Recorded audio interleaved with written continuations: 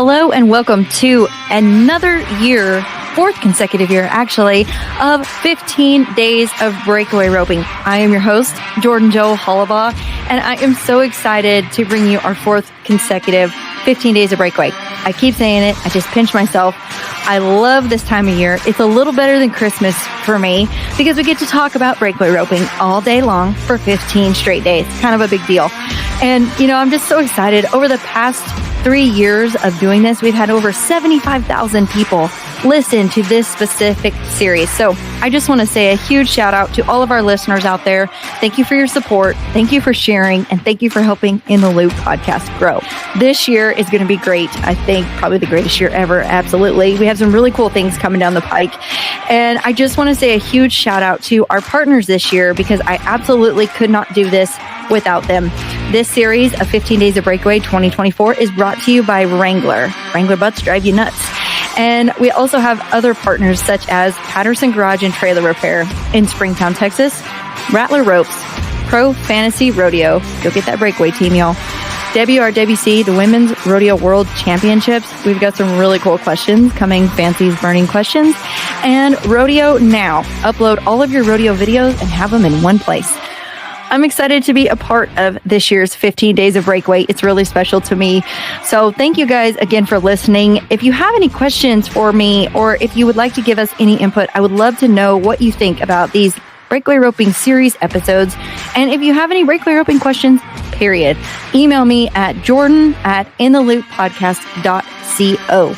And I will get back to you and answer all of your questions. Make sure you share these episodes with all of your friends. We appreciate your guys' support and helping In the Loop podcast grow. So with no further avail, let's get to it. 15 Days of Breakaway 2024. Here we come. Okay, guys, so we are back with another episode of 15 Days of Breakaway 2024. We are here with the number 11 Kendal Pierson coming in with $87,558 and 97 rodeos. Kenny, thanks for coming to the show. Thanks for having me, Jordan. I'm excited to be here. I'm excited to be here too. And this is all been brought to us by our friends and partners at Wrangler. Kenny, you're a Wrangler girl. What's your Wrangler go-to of jean of choice? Like when you're competing out there, what are you wearing? Shoot, I don't even know what the style is, but I wear a bunch of whatever looks good. To be honest with you, yeah. And I always go with a black or a royal blue shirt is kind of my go-to colors, I guess. But yeah, jeans, I couldn't tell you exactly what style, but we're always wearing Wrangler, me and you. Well, I know, and that's what I feel like I'm always checking you out because I'm like, what jeans are you wearing? And you're like, oh, I have those jeans too. But yeah, it's pretty fun to get to do that. I wear a lot of the Willow jeans, which you have some too. There's a new jean out called Bespoke right now. I just got some the other day. They're pretty sweet. Have you ordered any of those? No, I'm excited to try them though.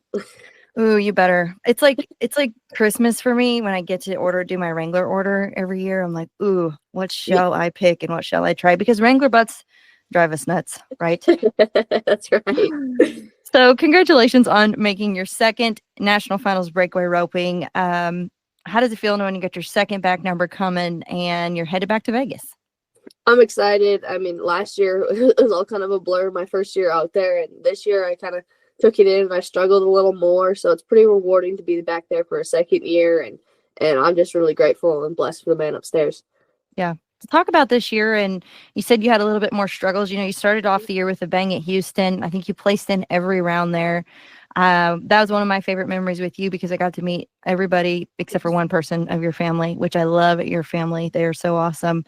So talk a little bit about your year, looking back and reflecting, and talk about those wins and some of those trials. Yeah, for sure. Houston, I had a really good Houston. Yeah, I actually won my set and stuff. And so I had a better winter than I did last year. And then I went to Reno, won some money at Reno and stuff. And then I kind of had a little block between kind of middle of June to like into July to where I just couldn't put runs together. Like there'd be one where I'd put a couple together, place, and then I literally couldn't get out the barrier. If I got out the barrier, I'd miss. And I just was almost fighting my head a little bit and trying to overthink it instead of just going and doing my job. But it's part of it. And then I came into Puyallup, won a little money there and stuff. And and then Sioux Falls is kind of what sealed the deal. But yeah, it was just kind of a different year for me. Before, I'm normally known as consistency. Like, I didn't miss a lot of calves, and this year I think I missed way more than I have, but it's kind of part of it. You know how it is on the road. It's hard and you don't get to practice, but we kind of took it every moment, and I just put my head down and just kind of keep pushing because it was going to turn around at some point. Oh yeah, and it's such a humbling sport, right? Like you get your hopes up, and then all of a sudden you're in the dumpster, and it's like don't get too high too fast. But as I hear you say all this, it did work out. You're coming in number 11 at the National Finals Breakaway roping, so turned out pretty dang good. Talk a little bit about we hear all the time. I'm just going to go do my job. When you say that, what does that mean to you? Like, what is your job in the breakaway roping? To me, it's my first thing is scoring good. Like, if I score good and if we hit the line, we get the first best shot right there. And if I think my job is if I score good, I'll be able to rope the calf as fast as I can. And just getting the calf caught, like on your good shots, make sure, like if you're an average or whatever, make sure you go make your best run, but don't safety up.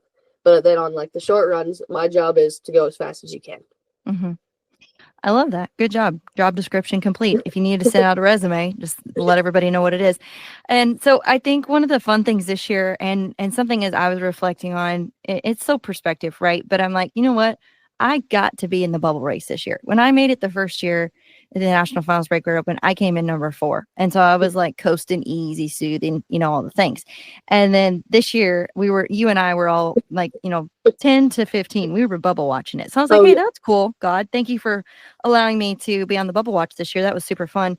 I'm glad I experienced it, and I hope I don't have to experience it again. But talk a little bit about, that's something I feel like we heard over and over. Like, I couldn't even watch the Cowboy channel with live sound. I literally put it on mute and just watched because all you hear about is the bubble, right? You're on the bubble, you're on the bubble, you're on the bubble. How did you manage that? What was your strategy going into that last month? You came out, won a round at Sioux Falls. I don't think I've ever seen you smile so big. Great run, by the way. Won $11,000. Talk a little bit about that season, this season in rodeo, and in that last part, being on that bubble watch, and how you got through it to clinch yet another back number. I was kind of in the same position, I guess, last year, 12th. Like I said, like you said, I would not want to be back in this position again, but it's part of the plan and everything, I guess. So, yeah, it was definitely stressful, and you try not to let the outside noise in when everybody's like, oh, she's on the bubble, she's number 11, blah blah blah, has this many or whatever, and so I just kind of tried to keep my head down and not kind of listen to what everybody was saying around me. I just wanted to go make the best run on the calf I drew and just let it play out. Like, it's one of those deals is you can't control what else is going on around you, but I can control what I do. So I just wanted to go do what I knew how to do, and if it worked out, it worked out. It was going to be good, but if not, there was a different plan. So I just kind of just tried to stay even keel and just go about it as kind of just do your job. Yeah, I love it. And you are one of the few breakaway ropers I can honestly say that every time I see you, you have a smile on your face. You are the happiest, go luckiest person out there on the road. You bring joy to all of us. So thank you, Kenny. And you have that perspective. But one of the things I love about you is you have some great traveling partners, but you're also not scared to just jump in and make it happen and get where you need to go. So talk to me a little bit about what it looks like to rodeo for you, and talk a little bit about financially how you have been able with everything that you do to get this done, to continue to follow your dreams and compete and travel down the road and rodeo. Yeah, I do. Like you said, we have pretty awesome traveling partners with Brady and Shelby, and it's so easy, but it definitely helps with 3 of us in the rig, like as far as fuel and getting places and driving and stuff. So that definitely helps. You're not as tired when you're driving and stuff. And then, yeah, this year I jumped in a couple different rigs just to try. I was rodeoing up in Canada, so I didn't have my rig down there, so I had to find some rides here and there, and had to stay in other people's trailers and whatever, which it's part of it. It's just the story that's getting written, so it's pretty cool. It's fun, and it's all of the experience. But yeah, definitely having those other two in the rig has helped me a lot. And as far as financially, I think it helps all of us. But yeah, I guess we just go rope and try to make our world go round. Well, and you still owe me a card game, Kenny. Still got those cards that you left Yes. me high and dry. So thank you for that. But yeah, no, I think that that's really neat. I think everybody does it a little bit different, and that's why I just want to share with our listeners is the fact that it doesn't have to be done in one way. We've all figured out different ways that work for us to be able to rodeo, compete, travel, and it looks different for everybody. So that's why I just like to share a little bit of insight with everybody's story because you never know who's listening out there that it might make a difference to. For sure. Absolutely. So talk a little bit about, you mentioned you were rodeoing in Canada. So we have a new thing this year. We have a fan question. We let fans submit a question in, and we're going to ask each and every one of you a fan question. So yours is, you're a 2-time Canadian champion. How have you been able to make the NFBR and the Canadian finals in the same year? And what were the differences in both associations? Yeah, so I haven't got to make them in the same year yet, but it's a little different. Canada rodeo, I think there's 42 rodeos, so you just go to those rodeos. And when I was rodeoing up here, I just went to those, and all their rodeos are mainly from Thursday to Sunday. So you get to go home, come practice, regroup, everything. So as far as that way, it was a little different because when you're down south, you don't get to practice, and you're going from one rodeo to another. And so that was kind of a learning curve for me to be like, okay, I got to stay mentally focused and ready even when it's not going good. I don't have enough time to turn around and go practice. You got to figure it out by yourself, kind of mentally on the dummy or whatever. So that was kind of like a big thing. But then as far as the rodeos and stuff, like the Canadian finals is so cool, and it's packed and stuff. And as far as like the NFR and stuff, it's basically Canada's NFR essentially. So it's pretty cool to be able to go to both and see the different views of it. Okay, y'all. So it turns out winter is here. It's that time of year again, and yet we are still breakaway roping. So what do you do to try to keep your ropes feeling as consistent as you possibly can? You put the Regulator Pro in your rope bag or your rope can. What is it? It is a heated pad that you can stick in your rope bag. You can stick it in your rope can. You plug it in to a cigarette lighter, to a wall plug, and your ropes feel amazing in the wintertime. I love it. I have one in all of my rope bags, in all of my rope cans. I take it with me everywhere, and it keeps your ropes feeling as consistent as possible. So if you want to get one today, check out the website, regulatorpro.com, and you can use my code JordanJoe to save 10%. It is one of the best $100 investments that you will ever make to get ready to be successful and set yourself up the next time you back in the box. Now, speaking of that, let's get back to some breakaway rope and talk. So talk a little bit about the differences. I know as I watched this year, the Canadian finals was on the Cowboy Channel, which was really neat. The girls got to rope in every performance alongside of the guys at the Canadian National Finals Rodeo. So cool to see. The money was not equal yet with the girls and the guys. However, they did get to compete in all those performances. So, but I did notice, like you said, there's not as many rodeos. So the purse, the money that these girls came in, the purses are not as large as we see. We're looking at the top 15 here. I come in with 77,000. Shelby's coming in with, I think, 146,000. Let me do my fact check here real quick. Oh yeah, 146,000. No big deal. So the money is way different in the United States versus it is in Canada. So talk a little bit about rodeoing. I know that your circuit, you're from Canada. Do you have to make hard choices? Say like, hey, I can't go to as many Canadian rodeos because the purses aren't as big. I need to go to more US rodeos, or do you do both? How do you go about that strategy? Yeah, well, this year it was a little different because our rodeo count was 100, and that's why my rodeo count personally was so high, was because I counted all my Canadian rodeos and all the US rodeos. So every rodeo I nodded my head, it counted. So that's why mine was so high, is just because of the Canadian rodeos when I went home.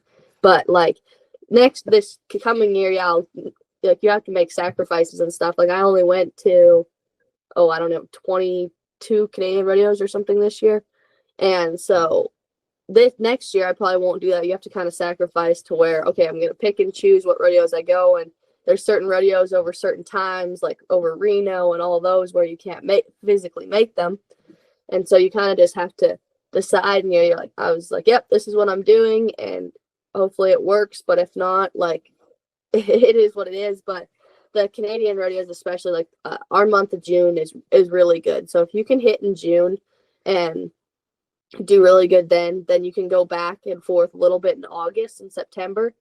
And then there's some good rodeos there. And like July is kind of just smaller rodeos, but like you said, like the purses are just smaller. Like I think the Canadian season leader came in with like 20,000. Don't quote me on that, but it's just because like we have a bunch of little smaller rodeos, and Breakaway is growing as far as our sport and stuff, and it's getting better every year. The committees have been very, very good up here, and they're getting more added money for us to where we can rope for like the boys. But then when you get to the finals, the purse has increased over the last few years and stuff, and it's amazing to see. And I think it was a big step getting in all five, because before the first 3 years they were in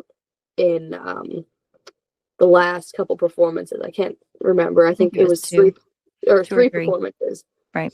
So it was a big step to get into all five and just kind of get our foot in the door. And Macy roped her butt off, and the girls had a good showing. So it was pretty cool to be able to watch. It was like any other breakaway we've been able to watch. Electric. So much fun, which I guess we're biased because we do this, right? So let's talk a little bit about the elephant in the room this year. We've got 80 rodeo count. So there's been a lot of different changes. What are you changing from this past year to next year that looks different for your 80 rodeo count in the breakaway?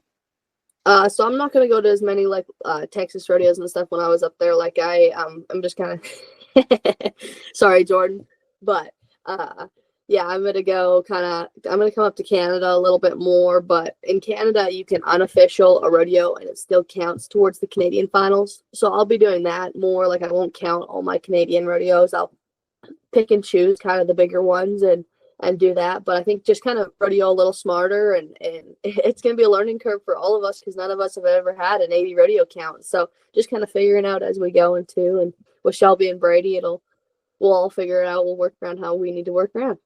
Well, and especially for those of us who like to enter lots of rodeos, I mean, I feel like, I'm originally from Colorado, came and live in Texas. It's like, how many rodeos can you get to in a week? And so it's like, ooh, I could make this rodeo. I'm going to enter. So I feel like that's where I came from as far as my foundation of rodeos and entries. And so I think it's, you look down through this list, there's only a few of us that got over 80 rodeos, but I like to go to the rodeos. And I'm like, if I'm out there, I'm going to enter. And so for me, too, I think it's just like, we'll see a lot of us entering, but unofficialing those rodeos and kind of trying to make a different strategy with the ones we do official. So I like to just hear everybody's input on that. Let's talk a little bit about a little horse I like to call the Smokester. He is your go-to. You talk to us a little bit about you have two horses that you ride throughout the year. Smoke, obviously, best of all time. So talk a little bit about your horsepower and how you go about and how they play into you making your second national finals. For sure. Smoke has been a big part of everything I've done. He's carried me through a lot, and I can never give that horse what he's given me. That's for sure.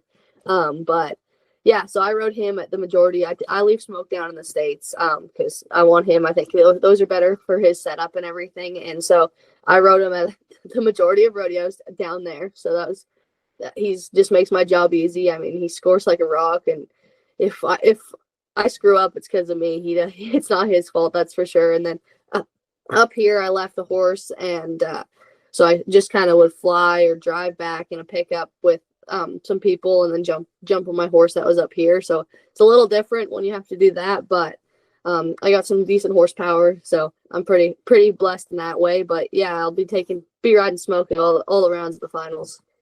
The Smokester. He's one of my favorites. And he has such a cool personality too. Talk about what's in your rope bag. What are you using all year? I mean, we were just discussing the weather in Canada. We're spoiled down here in Texas. I think it's like 80, no big deal. It's like 50 there, but is that Celsius? Is that Fahrenheit? That's Fahrenheit, yeah. Okay, because it gets a little confusing. So what's in your rope bag? How do you pick what to use? Do you change throughout the year? Talk to me about that. Yeah, so I stick with the Vipers by Rattler ropes. I rope with that. I don't think I switched ropes. I've like brand of ropes or all, but that's my go-to all the time, and that's always in my rope can. There's about 3 or 4 always in my rope can, stretched, kind of ready to go. And yeah, as far as weather, like when they get colder, they get a little softer, and when they get hotter, they get stiffer, which I honestly like the colder one because where I grew up, I like them a little softer. So I just try to keep a couple in there. So if the weather's different, like different ropes always feel a little bit different in the weather. So then I just kind of pick the best one for that day. Yeah. Well, and one thing I will tell you, Kenny, Regulator Pro has this really cool rope bag and rope can heater you plug in, and voila, your ropes feel great. So Regulator Pro, look it up. Tell me a little bit about you. You said stretching your ropes. We hear that a lot. We hear people stretching their ropes. How do you stretch and prepare your ropes? What does that look like to share with everybody who's listening out there? Yeah, for sure. So I honestly actually put it around. We have a big metal concrete pole right beside our door. So I put my rope there, and I honestly actually stretch it with our side by side. I pull back on it and stuff I don't know, until I feel like it's stretched enough. And then I cut it off and I put it in my rope can and soak it in baby powder, and I'll leave it for a few days and then try to rope with it. What is kind of my step by step, but sometimes it doesn't happen. Sometimes you got to stretch it and rope with it right then. But if I can prepare them, I like to do that. Let them sit in the can, kind of in the cold, wherever, room temperature, just let them sit. Yeah, great advice. Okay. What was your favorite memory inside of the arena and outside of the arena this year? Inside the arena would definitely be at Basin City, Washington. It was the first rodeo I'd ever won stateside in a PRCA, so that was pretty cool to be able to win that. That's Awesome. for sure. And then outside, I think just kind of being with people like Shelby and Brady, they're pretty easygoing and pretty cool people to be with. And I think that we all grew together, and to see where each one of them, like as far as getting through hard times and stuff and whatever, it was pretty cool to be able to be out there with them. And it's just kind of a memory, like to be able to grow together with two people that I look up to, and basically kind of your best friends out there. Mm-hmm. Yeah, I love that. Let's talk a little bit about traveling. We talked a little bit about it earlier, but you said, through the hard times, if you could give anybody some advice on, a couple different things that helped you through some hard times this year, what would that be and why? Just don't let your lows be too low. Honestly, keep your head up. Just keep working. There's got to be a time that it will turn around. And honestly, my saying is be where your feet are. Be present in the moment. Don't look behind you. Don't look ahead. Just kind of be present where you are and focus on the task ahead. Yeah. What kind of shoes, what kind of boots you wearing? What size your feet? My feet are 9s, and I'm wearing the Macy Bean boots right now. Oh, so you're making a presence with them big 9 size feet. Okay, cool. I'm just kidding. Okay, so let's do some fun things we've got going on here. We're talking about Pro Fantasy again. Entries are open and they close December 4th at 2 p.m., which is what time our performances start at the National Finals. Breakaway roping this year, we're roping December 4th and 5th. Going to be on the Cowboy channel. We're really excited about that. Did you play Pro Fantasy last year, Kenny? Yes, I did. Ooh, how'd it go? Not good, because I don't see your name in the results. I didn't win any money. I didn't either, if it makes you feel any better.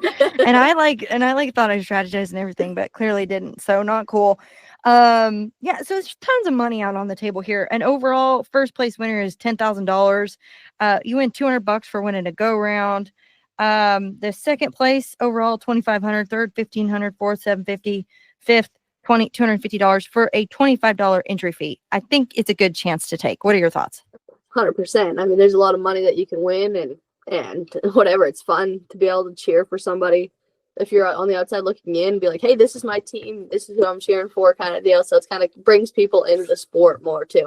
Yeah. So if you see Kenny out back, spicing people up, that's why she's doing it, because she has them on their team and she wants them to win. So that's a great thing. Yeah, Pro Fantasy is super fun. ProFantasyRodeo.com. I just got my PFR cap in the mail. Looks super cool. Raymond stole it already, so that was fun. Yeah, I got to wear it one time. Thank you, Casey and Gail Jones. Yeah, that's awesome. Love it. Mine's still coming. It takes a little longer to get up. Oh, Lord, it takes like a carriage horse and a crane and something, like maybe a dove drops it off where you live in Canada. So, okay, let's talk. So we're doing another thing this year.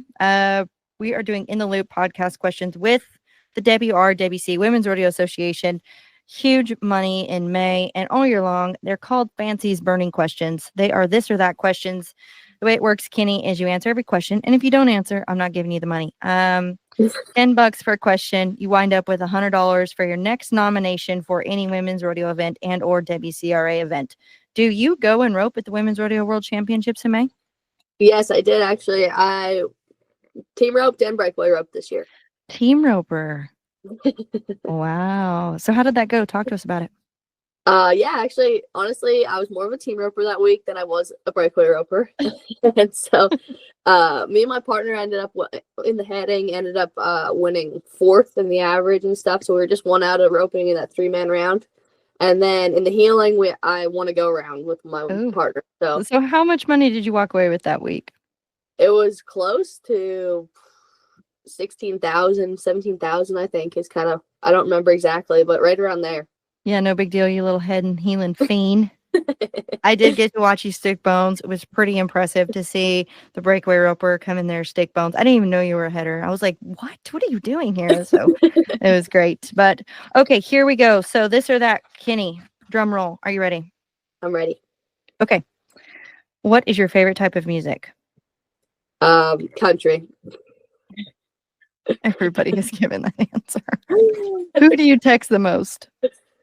Probably my mom or dad, honestly, or if it's on the road, probably Brady or Shelby. Bruce. What is your favorite summer rodeo? Probably Reno, Nevada. Go-to karaoke song. Oh, Party in the USA. I would like you to sing that for me. Okay. What is one of the most important qualities in a friend? That they have your back. You can trust them through anything. That's good. Would you rather be a WRWC world champion or event champion? Oh. Event champion. There you go. Money. Money. Okay. What is your favorite dance move? I'm not much of a dancer, so I don't know. You have no rhythm? Is that what you're trying to say? Yeah, I have no rhythm. I don't dance very well. If Smoke could talk, what would he say?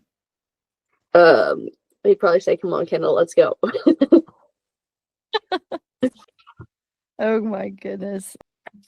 What was your last Google search? Honestly, probably I looked up Carrie Kelly bits last night. There you go. Not a girl.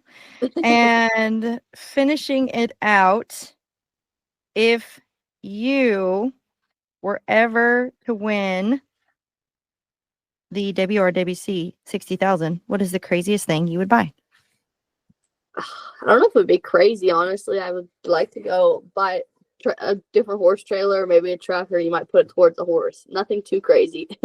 No, boring. Okay, well, you have walked away with $100 to nominate your next Women's Rodeo World event or WCRA event. Thank you for playing this or that. Pretty good answers. Okay, kind of boring, but that's just you. Okay, last and final question for this year's 15 Days of Breakaway. Who do you look up to the most and why?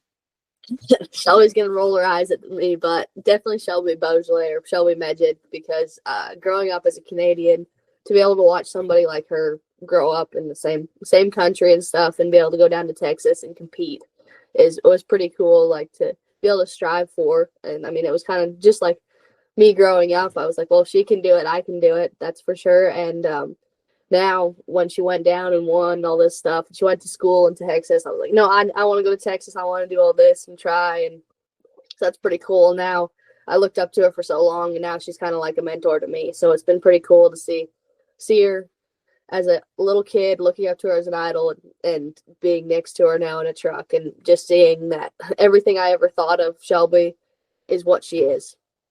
I love that. Well, and I think that that's so cool, because it's like we all have somebody we look up to. It's so neat that she's your fellow roper now. Mm-hmm. She inspired you and pushed you to do so many things maybe you didn't think you could or you weren't capable of, which you've done and you continue to do. And now you guys are sharpening iron together every day in and day out on the rodeo world, outside of the rodeo worlds, friends, family, all the things. Mm-hmm. Yeah, so that's pretty cool for me. That's definitely somebody who I will always look up to. And you're not going to mention Haven? Oh, Haven too. Yeah, I mean, I didn't really know Haven until he was in the picture with Shelby, but Haven's done a lot for me, and those two are awesome together. So they definitely iron sharpens iron, and that's the definition of those two. And to be around them all the time is pretty cool. Well, I think that is awesome. I just had to throw that in there because poor little Haven, we don't ever give him any credit. Just kidding. Hey, Haven. So congratulations, Kendal, on your second NFBR qualification. Thank you so much for coming on the 15 Days of Breakaway 2024, and we will see you out in Vegas. Yes, thank you, Jordan. I was glad to be here, and thanks for having me.